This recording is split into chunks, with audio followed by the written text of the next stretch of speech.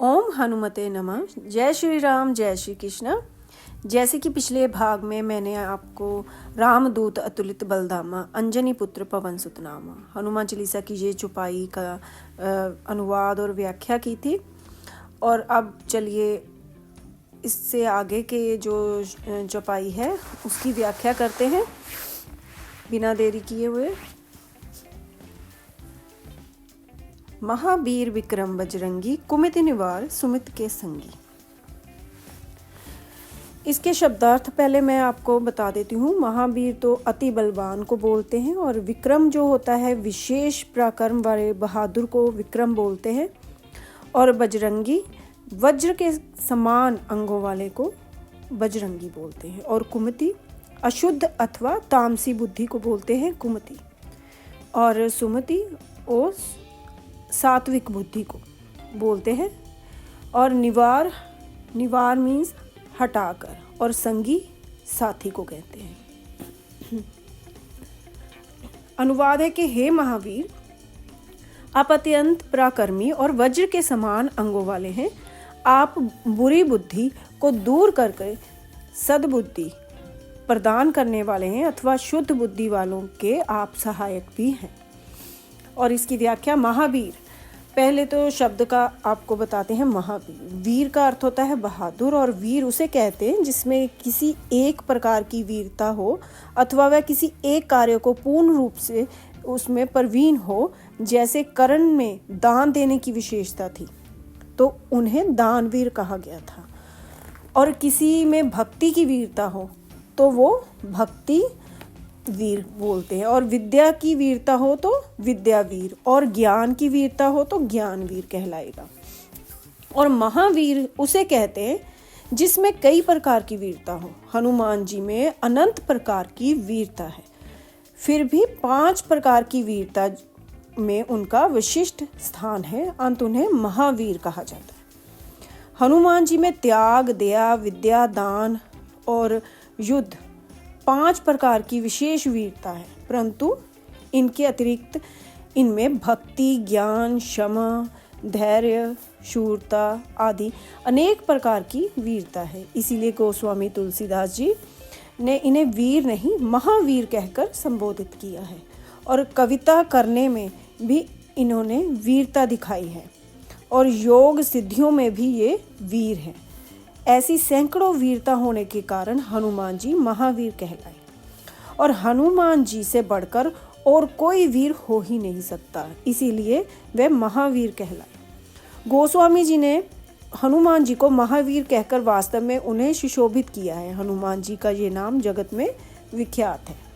हनुमान जी के 12 नामों में से महावीर नाम से उनकी वंदना व उपासना अधिक की गई है। जैसे महावीर विनवो हनुमाना, राम जासु जस आप बखाना। महावीर नाम का उच्चारण करते ही भक्तों में शक्ति का संचार होने लगता है। महावीर शब्द हनुमान जी की वीरता का बोध कराता है, उनके पराक्रम का सूचक है। और हनुमान जी के विग्रह में बाएं हाथ में पर्वत को उठाए हुए देवता उनके महावीर होने का ही संकेत है।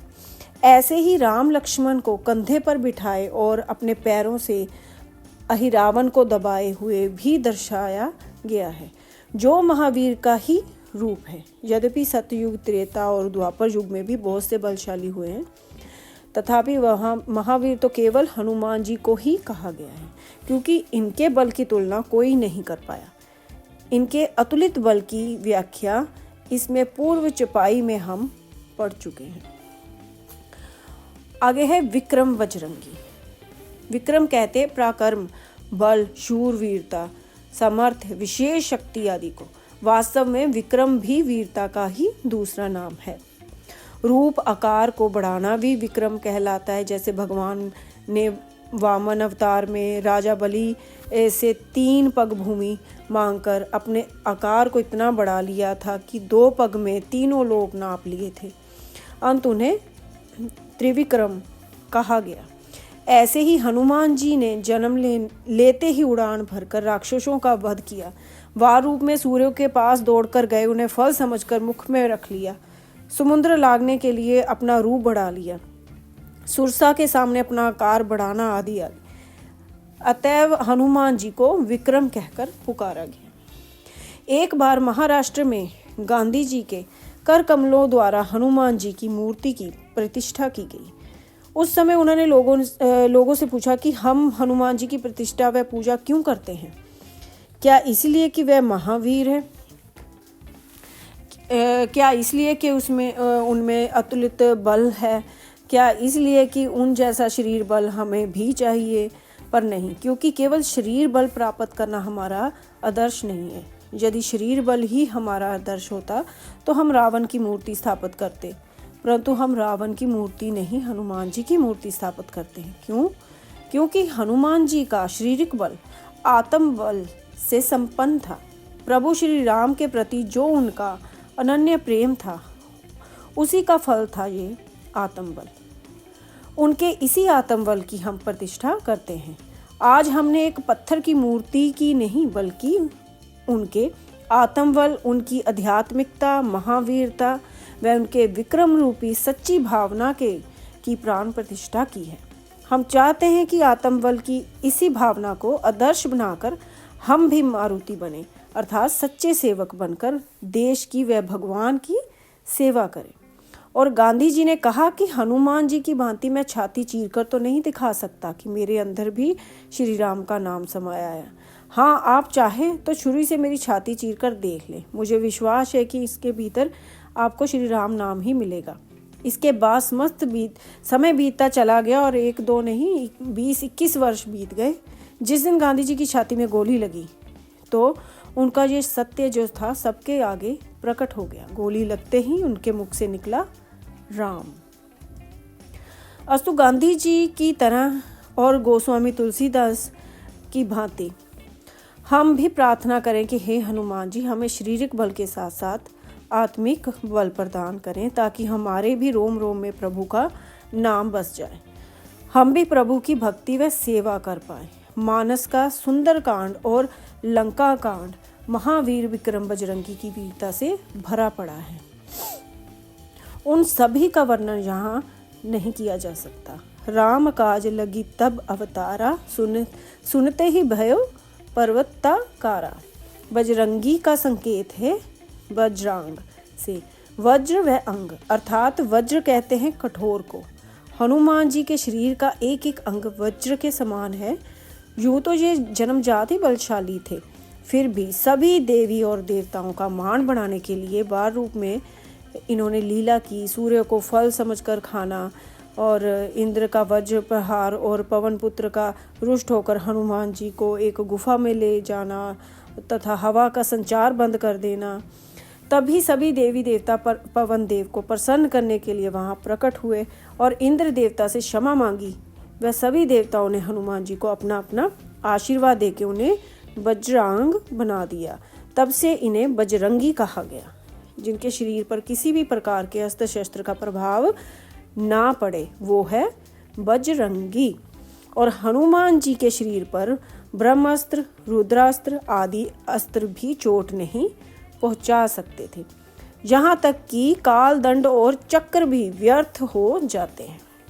इसीलिए हनुमान जी सीता मैया का पता लगाकर लंका से सकुशल वापस पधारे और प्रभु श्री राम की जय जयकार करते हुए जब हनुमान जी अंगद और जाम्बवान और वानर सेना सहित श्री राम के पास आने लगे तो सुग्रीव ने प्रसन्न होकर कहा कि हे प्रभु, लगता है हमारा कार्य जो है वो सिद्ध हो गया, वरना अवधि समाप्त हो जाने पर यदि कार्य सिद्ध ना होता तो मेरी वानर सेना मेरे डर से मुझे कभी अपना मुख ना दिखाती। यदि मेरे सन्मुख आ भी जाती तो इस प्रकार हर्षित होते हुए जय जयकार करती ना आती। अंत मुझे विश्वास हो गया कि ये अवश्य सीता माता का पता लगाकर आए हैं। इतने में जय जयकार करते प्रभु श्री राम के चरणों में पहुंच गए और सभी ने उनके पावन चरणों में प्रणाम किया। उन सभी के प्रफुल्लित मन को देखकर श्री राम लक्ष्मण जी अति प्रसन्न हुए और प्रभु ने भावुक होकर पूछा, आप सभी सुकुशल तो हैं? देखो कितने दयालु है प्रभु। पहले उन्होंने अपने कार्य हेतु प्रश्न नहीं किया। सर्वप्रथम प्रभु ने उन सब की कुशलता के बारे में पूछा, फिर पूछा, हे अंगद, जामवंत जी, हनुमान, जिस कार्य के लिए तुम गए थे क्या वह कार्य सिद्ध हुआ? क्या तुम्हें सीता के बारे में कुछ पता लगा? प्रभु के प्रश्नों को सुनकर हनुमान जी चाहते तो अपनी प्रशंसा के स्वयं ही पुल बांध देते, परंतु हनुमान जी कुछ नहीं बोले। जामवंत जी और अंगद जी ने सारा वृतांत सुनाते हुए कहा, हे प्रभु, हनुमान जी इस दुष्कर कार्य में सफल होकर आए हैं। यदि इनके पराक्रम और वीरता की महिमा हजारों मुखों से भी गान की जाए तो भी कम है। इतना सुनते ही प्रभु श्री राम के नेत्र सजल हो उठे और भावुक होकर लगातार हनुमान जी को देखते रहे। कुछ देर तो प्रभु कुछ बोल ही नहीं पाए। तब अपने को संभालते हुए पूछा, हनुमान, सचमुच तुम सीता का पता लगा कर आए हो? बोलो हनुमान, मेरी सीता कहाँ है? कैसी है? वह कुशल तो है? प्रभु श्री राम की भावुकता को देखकर हनुमान जी के नेत्रों में भी अश्रु भर आए और रोकर बोले, प्रभु, आपकी कृपा से मैं सीता माता का दर्शन करके आया हूँ। क्या क्या कहा हनुमान तुमने? क्या तुम सीता तक पहुँच पाए हो? क्या सच तुम सीता का दर्शन करके आए हो? हाँ प्रभु, मैं सीता माता तक पहुँचा भी, उनसे मिला भी, उनसे बातें भी की और उनका दर्शन भी किया। बस फिर क्या था? प्रभु श्री राम तो अति भावुकता से केवल हनुमान जी को देखते ही रहे। प्रभु बोले, हनुमान, मेरा मन चाहता है कि जिन आँखों से तुमने सीता का दर्शन किया, मैं भी उन्हीं आँखों में बैठकर सीता को देखूं कि मेरी सीता कैसी है। हे हनुमान, तुम बड़े भाग्यशाली हो जो तुमने सीता का दर्शन हुआ। वास्तव में वह जीव भाग्यशाली है जिसे सीता रूपी भक्ति की प्राप्ति हो। अच्छा हनुमान, अब बताओ, क्या सीता हमें याद भी करती है या नहीं?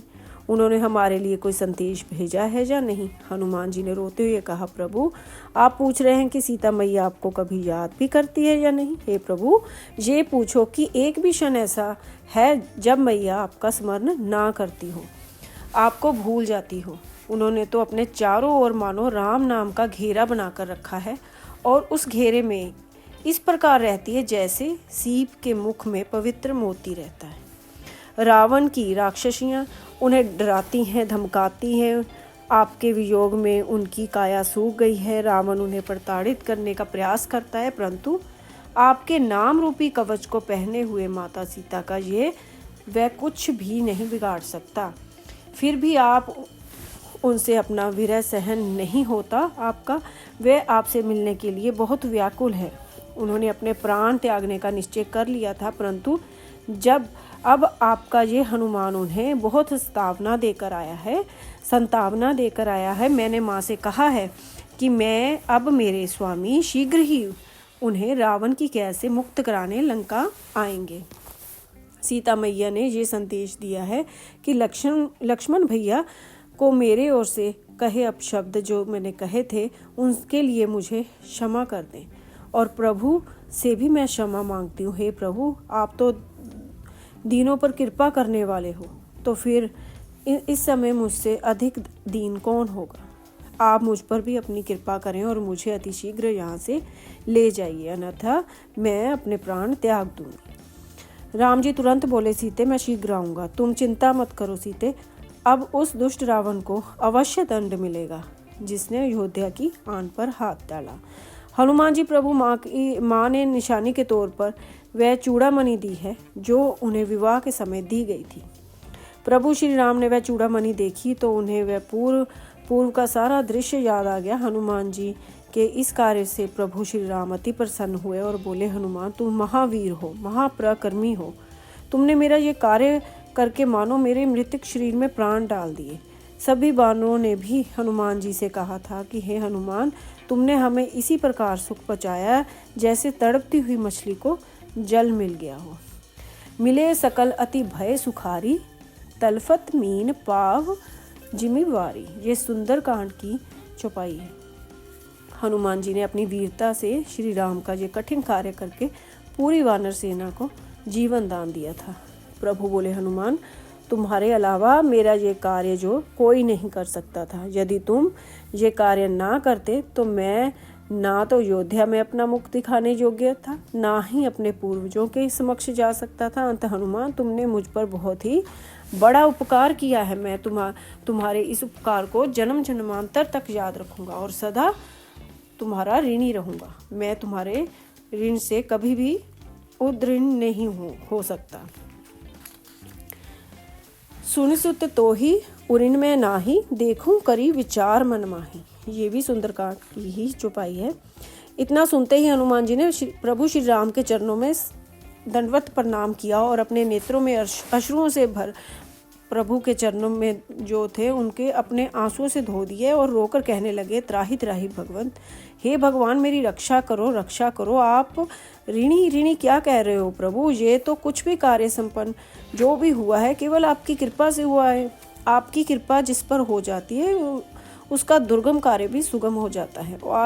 और आप इस सेवक से ऐसे शब्द मत कहिए। मुझे तो केवल अपने चरणों में थोड़ी जगह दीजिए प्रभु, जगह दीजिए। श्री राम हनुमान जी के शीश को अपने प्यार भरे हाथ से सहलाने लगे तो कैलाश में बैठे शंकर भगवान को भी प्रभु के हाथ का स्पर्श हुआ, जिस स्पर्श को पाकर उनकी खुशी का ठिकाना नहीं रहा। और इधर हनुमान जी को उठाकर प्रभु श्री राम अपने हृदय से लगाते हैं और बारंबार हनुमान जी के बल व पराक्रम की महिमा गाते हैं। तभी तो गोस्वामी तुलसीदास जी ने संकट मोचन में लिखा है, अंगद के संग लेन गिए सिए खोज कपीस ये बैन उचारो, जीवत ना बचियो हम सोजू बिना सुध लाए यहाँ पग धारो, हेरी थके तट सिंधु सवे तब लाए सिया सुधी प्राणो बारो, को नहीं जानत है जग में कपि संकट मोचन नाम तिहारो। हनुमान जी महावीर है, महापराक्रमी है। उनका सारा शरीर जो है वज्र के समान है। आगे है कुमित निवार सुमित के संगी। हनुमान जी बुरी बुद्धि, खोटी बुद्धि और तामसी बुद्धि का हरण करते हैं और सद्बुद्धि और सात्विक बुद्धि व अच्छी पवित्र बुद्धि जो है वो प्रदान करते हैं। मति का अर्थ है बुद्धि। अपनी बुद्धि को सदैव सुरक्षित रखें क्योंकि बुद्धि भ्रष्ट होते ही सर्वनाश हो जाता है, फिर पछताने के अलावा कुछ हाथ लगने वाला नहीं होता। मोटी और खोटी बुद्धि में विचार भी बुरे आते हैं, दूसरों के प्रति राग द्वेष की भावना लाते हैं, दूसरों के अनिष्ट के बारे में सोचते हैं। परंतु यदि बुद्धि पवित्र होगी, सात्विक होगी तो विचार भी अच्छे उत्पन्न होंगे। उस बुद्धि से भगवान का चिंतन होगा और बुद्धि जो है सात्विक व शुद्ध कैसे बने? जैसी रखोगे शुद्धि वैसे बनेगी बुद्धि।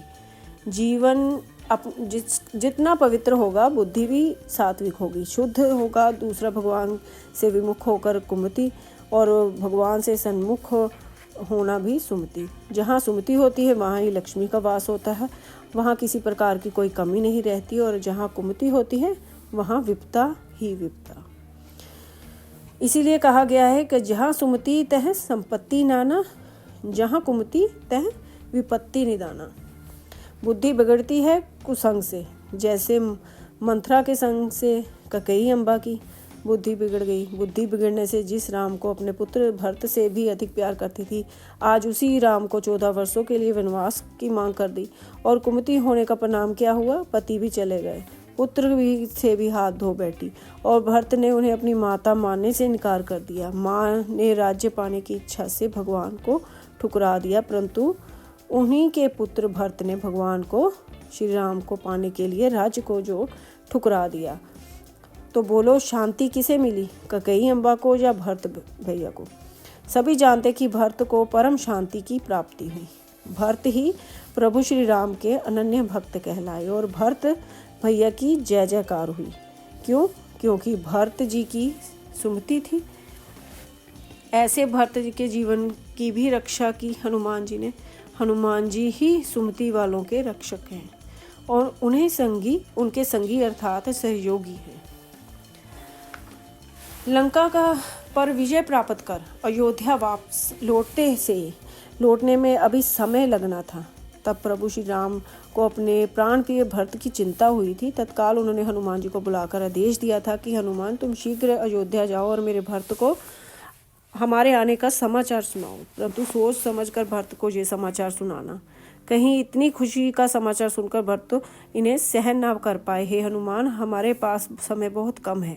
यदि समय पर भरत को सूचना मिली तो वह मेरा भरत जो क्या कर बैठे, ऐसा सोचकर भी मन कांपने लगता है। हे पवन पुत्र, तुम ही हो जो इतने कम समय में वायु वेग के द्वारा जाकर मेरे भरत को हमारे आगमन की सूचना दे सकते हो।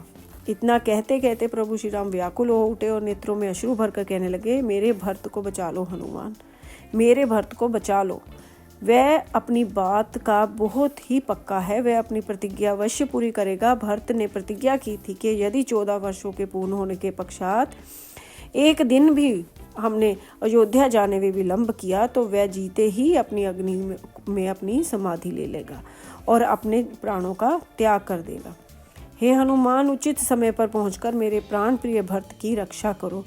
यदि भरत को कुछ भी हो गया तो फिर मैं भी जीवित नहीं रहूँगा, क्योंकि जहाँ भरत रूपी संत नहीं है वहाँ राम राज्य की स्थापना कैसे हो सकती है।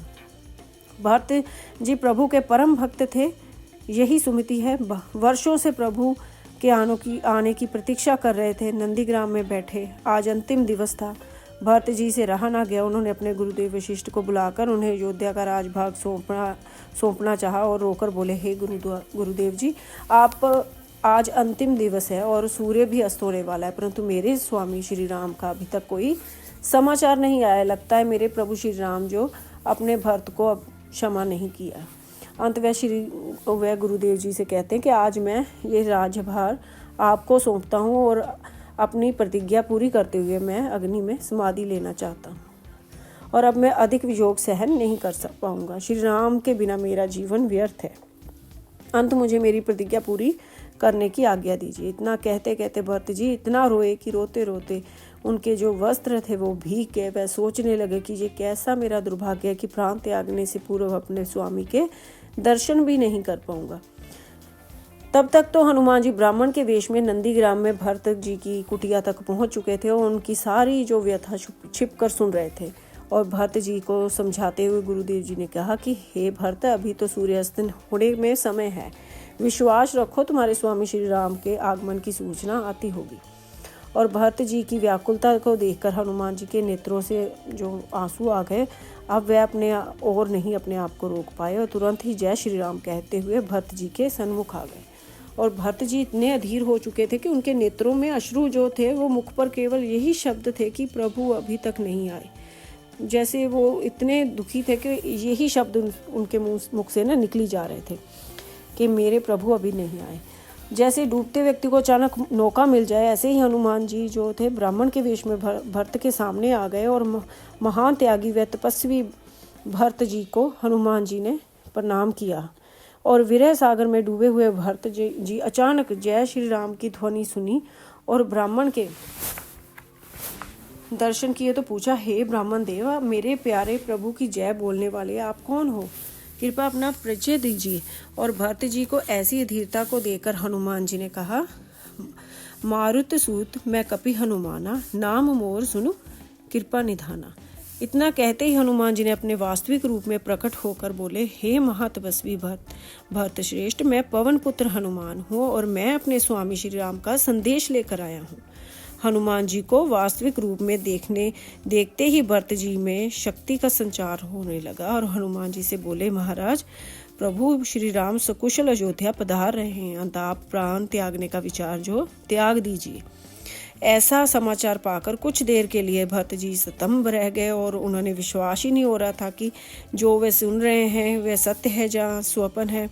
और हनुमान जी ने भरत जी को सचेत किया कि भरत जी ने तत्काल हनुमान जी को अपने हृदय से लगाकर कहा कि हे हनुमान, मेरे स्वामी श्री राम के आगमन की सूचना देकर आपने मुझे नव जीवन प्रदान किया है, मुझे श्री राम के दर्शनों का सुअवसर प्रदान किया है, मैं कैसे आपकी महिमा गाऊं।